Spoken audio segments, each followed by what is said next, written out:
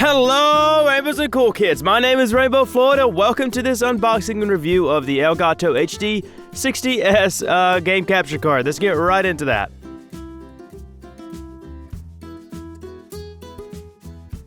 So we'll start with my unboxing, which I pre-filmed, so let's head over to that.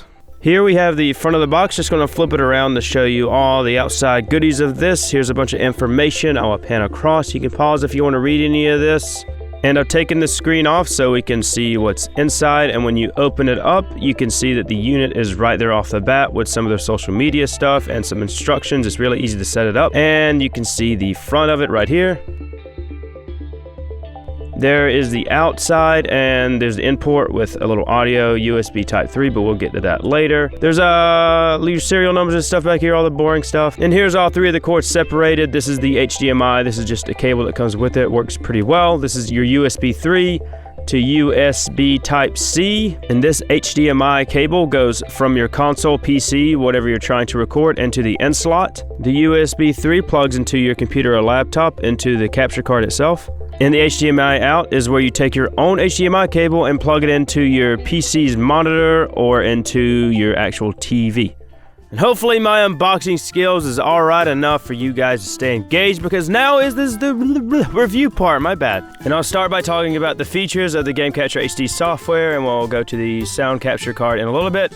First thing I want to talk about is the differences. The main difference between the HD60s and the HD60 is this instantaneous screen right here, which it is about a 1 millisecond delay, but that is pretty much instantaneous. But you can probably see whenever I turn it back on, the screens kind of flicker and you can kind of see it waving in the back. But that's not very important. It is spot on, almost instantaneous. This software does come with its actual editor, but I will not be covering it because I never use it. I never plan to use it. I use Premiere Pro, and hopefully you have a professional editing software like Premiere Pro or Sony Vegas if you're a YouTuber. So now we can go into show device settings, and preferably you want to select a PC when you're recording on PC and not an Xbox One. But simple enough, you have these settings here. Your video input will most likely be HDMI. HDMI color range, I don't really get what that is, but expanded color range just makes it look kind of washed out. Profile, I think you can record down to 360 or 480. I can't click on it because when you're recording, you can't click on this. And if your computer can handle 60 FPS, then definitely go with that, people. That's all the rage these days is 60 FPS. Quality,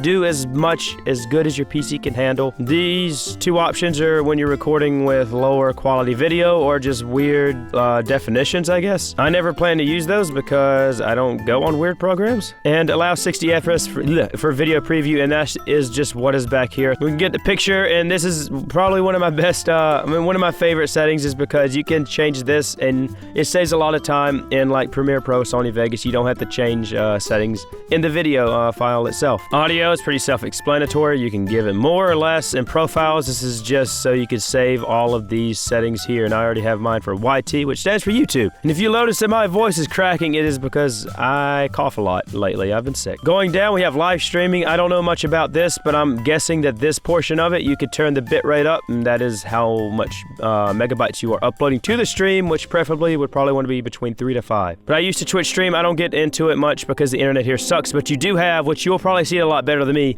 is these interfaces right here, which I'm switching between them now. They are already preset. I'm pretty sure you still have to use OBS to get some of this stuff set up, but that is a really nice feature, and I'm pretty sure you could edit your own. You can add your own, and that's weird. Oh my gosh, it looks like I'm Keemstar or something. Anyway, that's a nice feature. I didn't even realize that. Game audio, one of the things that are really weird that I think if you're on PC, you'll need to use the sound capture, which is over here. I have it for PC gaming. Down here, you want to set where do you want to hear your PC gameplay, which will be your headphones or your speakers, and for which output is your Elgato Game Capture device connected to, and you'll probably see HD60 or Elgato down here, so it'll be easy to select. And if you don't get this set up correctly, either you won't hear your audio or either this won't hear your audio, which preferably I don't want either one of those to happen. Live commentary, it's really convenient, but I am pretty sure, I'm not certain, I haven't used it, but I'm pretty sure it records the game audio and your voice audio on the same audio track, which is great for convenience, but if you want to make your voice audio sound greater than the game audio, or if you want to really intensify like a game explosion, you'll have to increase both your voice and the explosion. So that's why I record in this little program called Audacity. Actually, it's not Audacity, it's called Audition. Oh, wait, down here, the Elgato sound capture. Yeah, you have to, yep, that's it. I just went over that. And down here, this is where when you name this stuff right here, this is what the file will appear as. So it'll just appear as Elgato Review, I guess. You really want to set this as something you can distinguish it. You want to keep your files organized. Don't freaking lose game footage, guys. It sucks. And down here, this really neat how much free data you have on your hard drive. This doesn't start counting down until you hit like end recording or stop recording actually. And when you do that, then the video will process, get rendered, and saved. And depending on how fast your machine is, it could take a while or not.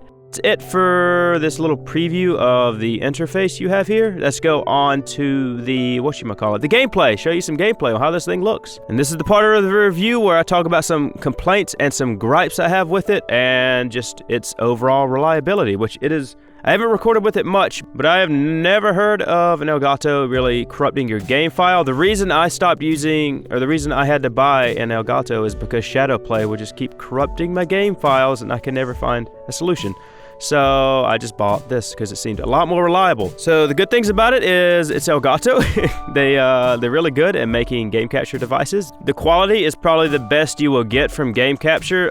Game capture software is really good, but if you get a card, it will probably look better. Now, speaking of Shadowplay, this isn't really a comparison video, but it takes more resources from your PC, like your processor, than Shadowplay, but doesn't take much resources and processing power as, say, Fraps or XSplit. Not a comparison, but it just helps you put it into perspective on how resource intensive this thing is, which is not very resource intensive. When I use Shadowplay, I don't usually notice any lag in games, but this I notice a little bit whenever things get kind of crazy, but you can't really tell, honestly. You have to have a keen eye for that. And the videos I make, you don't really realize it. And it's only in very, like, graphical intensive games. But that depends on your PC, but it is kind of a gripe that it's not as efficient as Shadowplay, but it's really worth it for the quality and the reliability. Now I'm going to do a Shadowplay versus Elgato video comparison, but not in this video because it's probably going on long enough. Another gripe I have with this is for some reason the audio is delayed a little bit, and it's a fixed delay, so the entire video it's like delayed maybe 0.12 milliseconds, which isn't that much. And all you really have to do if you have this problem also is to go into your video editing software. For mine, it's Premiere Pro, and I move the audio back, 0.12 milliseconds, and the audio is basically back on track. I can't tell if there's any difference, if it's not perfectly synced up.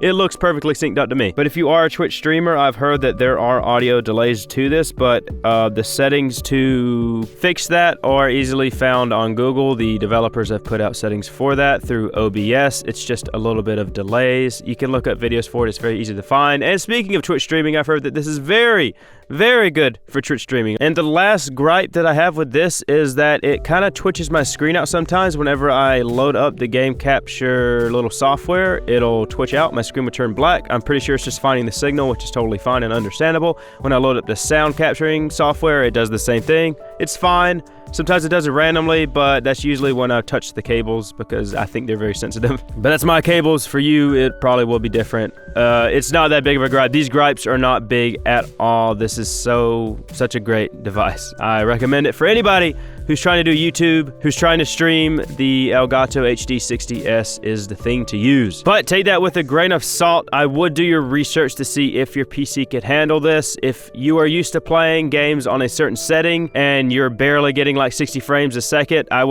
you would probably expect to turn those settings down a little bit. So right now I want to go over how hardware intensive the Elgato game capture is for me. I'll put my CPU down below. I don't exactly know what it's called, but I'll look that up.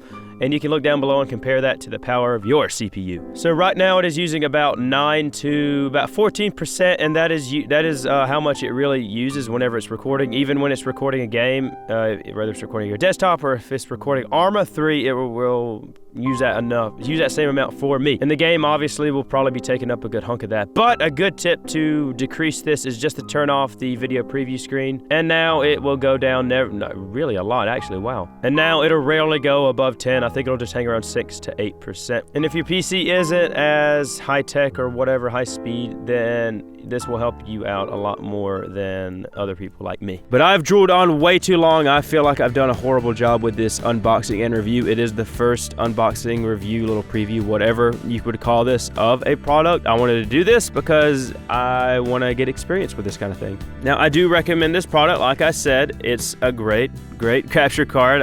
Hopefully it doesn't come up with any new problems. But as far as I can tell, this is much more reliable than game capture software. The only downside is that it is kind of expensive if you want to shell out $200. It is a one-time investment. If you take care of it, it will last you for a while, I guess. If you were not satisfied with this review, there are many others on the interwebs about this HD. Well, actually, it's just about the HD60. The HD60s, I'm not sure if it has that many reviews. But I hope you enjoyed the video, and if you did, please leave a like. That would help a lot. And click to my left or right for a funny gameplay video and or playlist. And if I do have the Shadow Play versus Elgato game capturing software little comparison, it will be in the rectangle of randomness. All the links to my social media are down below. I'm pretty sure over there is Patreon if you want to check that out. Subscribe if you haven't done so already, but I'm pretty sure I've said that like 15 times already. I am ready to end this review. I'm sorry if it sucks. I'm pretty sure it does. But until next time, cool kids and rainbows, Vale.